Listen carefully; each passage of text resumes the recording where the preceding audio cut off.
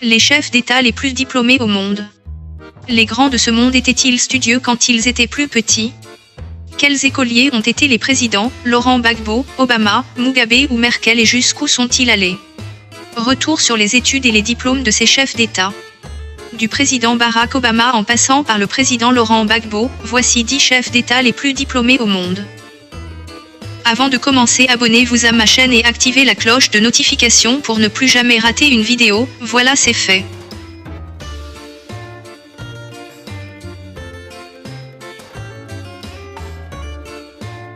Barack Obama, ex-président des États-Unis d'Amérique. Il obtient un doctorat en droit à Harvard. Si Barack Obama a passé une partie de sa jeunesse et de ses années de lycéen à Hawaï, c'est bien dans les universités les plus prestigieuses des États-Unis qu'il a fait ses études. En 1981, il entre à l'Université de Columbia de New York, la 7e mondiale selon le classement de Shanghai.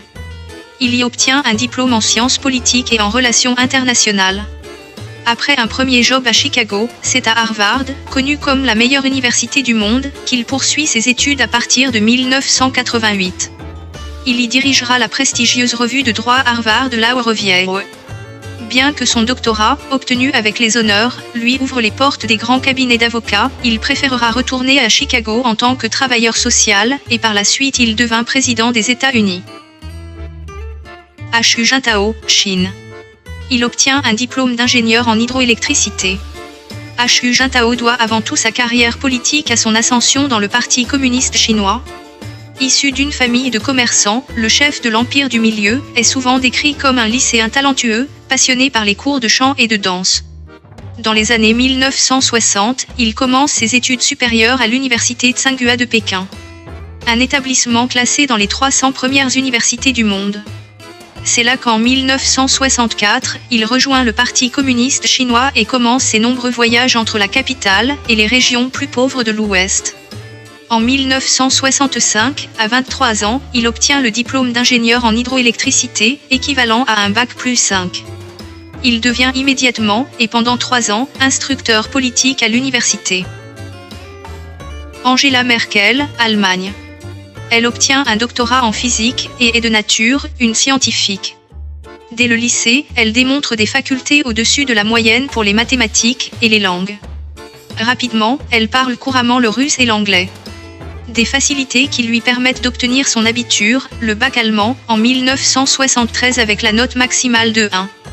En 1973, elle intègre l'université Karl Marx de Leipzig, dans les 300 premières mondiales, et est diplômée en physique en 1978. Elle est ensuite admise à l'Institut central de chimie physique de l'Académie des sciences de Berlin-Est. Sa thèse, achevée en 1986, porte alors sur le calcul des constantes de vitesse des réactions élémentaires des hydrocarbures simples.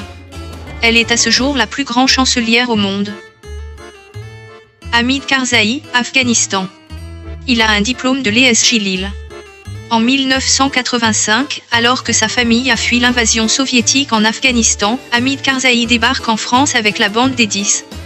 Un groupe de jeunes Afghans invités par le gouvernement Fabius à suivre des études en France, loin du joug communiste. Le groupe étudie l'audiovisuel à l'École supérieure de journalisme de Lille, d'abord secrètement, puis au grand jour après des fuites dans la presse. Outre un diplôme atypique, l'actuel président de l'Afghanistan en garde une excellente maîtrise du français. Auparavant, il avait étudié les sciences politiques en Inde, à l'université de l'État d'Himachal Pradesh. Il en est ressorti en 1982 avec un diplôme équivalent à un bac+4 ou bac+5 en France. Laurent Gbagbo, Côte d'Ivoire. Il a un doctorat en histoire, à la Sorbonne. Président de la Côte d'Ivoire depuis 2000, Laurent Gbagbo est avant tout un historien. Après avoir obtenu son baccalauréat de philosophie en 1965 au lycée d'Abidjan, il intègre l'université et obtient une licence d'histoire en 1969. Un diplôme qui lui permet déjà d'enseigner la discipline au lycée Abidjan Cocody. En 1970, le président Laurent Gbagbo est déjà un syndicaliste actif. Son enseignement, jugé subversif, lui vaut plusieurs années d'emprisonnement.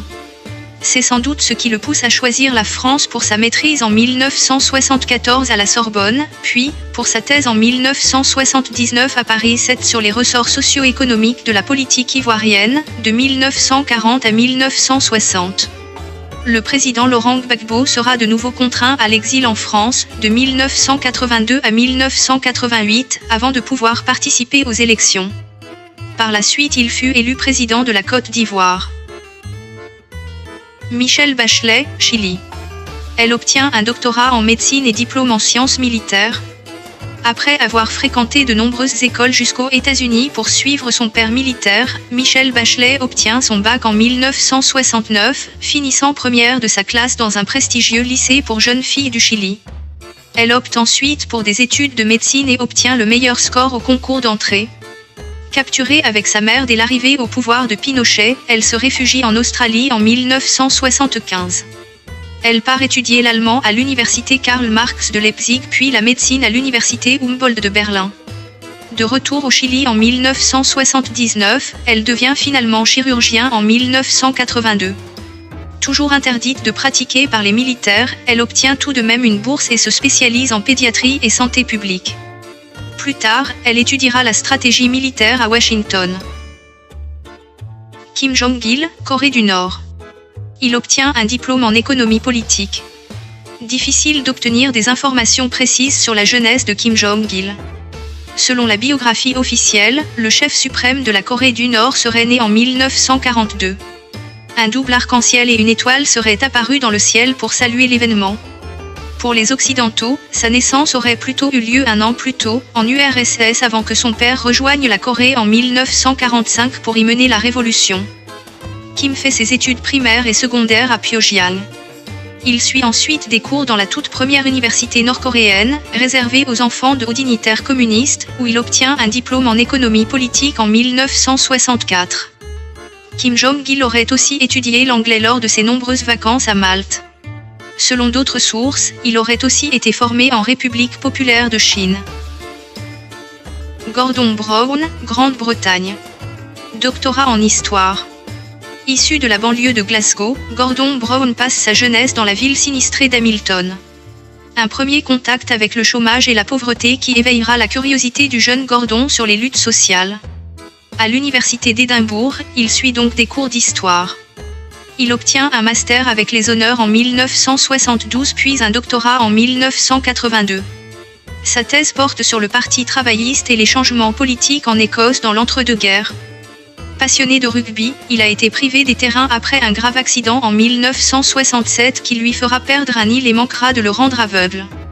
Autre anecdote sur les études de Gordon Brown, il a été élu recteur et président du conseil d'administration de l'université d'Édimbourg en 1972 grâce au soutien d'un groupe de jeunes femmes surnommées les Brown Sugar, en référence à un titre des Rolling Stones. Paul Biya, Cameroun. Il obtient un diplôme de l'Institut des hautes études d'outre-mer. Le président du Cameroun, Paul Barthélémy Biya Bimvondo, est le dernier chef d'État africain à avoir fréquenté l'Institut des hautes écoles d'outre-mer. École emblématique de la période coloniale formant, en 2 à 3 ans, les cadres chargés de l'administration des colonies françaises avant les mouvements d'indépendance. Paul Biya l'a rejoint dans les années 1960, l'école étant ouverte aux Africains à partir de 1956. Il y a obtenu un diplôme équivalent à un bac plus 5. Auparavant, il avait obtenu une licence en droit public de l'Institut d'études politiques de Paris en 1961. Le président camerounais est aussi passé par l'université de la Sorbonne et le prestigieux lycée Louis le Grand à Paris après ses études secondaires au lycée Général Leclerc de Yaoundé. Robert Mugabe, Zimbabwe. Master en sciences, plus 6 autres diplômes. Robert Mugabe est souvent présenté comme un chef d'État surdiplômé. Après avoir passé une enfance solitaire à la mission catholique de Kutama, il glanera en effet pas moins de 7 diplômes universitaires. La majorité par correspondance pendant sa lutte pour transformer l'ancienne Rhodésie du Sud anglaise en Zimbabwe indépendant, un bachelor d'histoire de l'université de Fort Hare en 1951, un bachelor d'administration et un autre d'éducation à l'université d'Afrique du Sud en 1957. Et enfin, à l'Université de Londres, un bachelor et un master de droit pendant qu'il est en prison de 1964 à 1974, puis un bachelor et un master sciences lors de son premier mandat de Premier ministre de 1980 à 1987. En plus de tous ces diplômes, le très controversé Mugabe précise aussi à qui veut l'entendre qu'il est Voilà, c'est tout pour cette vidéo. Lequel de ces présidents les plus diplômés au monde êtes-vous le compatriote? N'oubliez pas de liker la vidéo et de vous abonner à ma chaîne. David fait des tops, une vidéo chaque jour.